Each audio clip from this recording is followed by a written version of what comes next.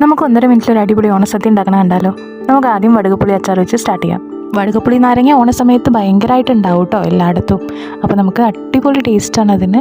നല്ലൊരു പുളിപ്പും എല്ലാം കൂടെ ചേർന്നൊരു ടേസ്റ്റാണ്. അത് കഴിഞ്ഞ് നമുക്ക് പുളിയിഞ്ചി ഉണ്ടാക്കാം.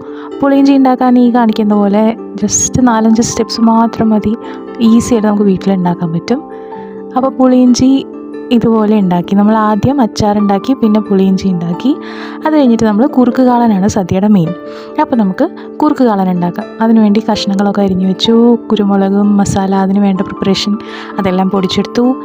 എന്നിട്ട് ഉപ്പും മുളക് മഞ്ഞൾപ്പൊടി എല്ലാ വേണ്ട സാധനങ്ങളും ഇട്ട് നമ്മൾ 4-5 വിസിലടിപ്പിച്ച് കായൊക്കെ നല്ല സൂപ്പറായി വെന്തുണ്ട്. പിന്നെ നമ്മൾ അതിലേക്ക് തൈര്, പിന്നെ അതിന് വേണ്ട അരപ്പ് എല്ലാം ചേർത്ത് നല്ല അടിപൊളിയായിട്ട് കുറുക്കി എടുത്തിട്ടുണ്ട്. നമ്മുടെ കുറുക്ക് കാളൻ റെഡി.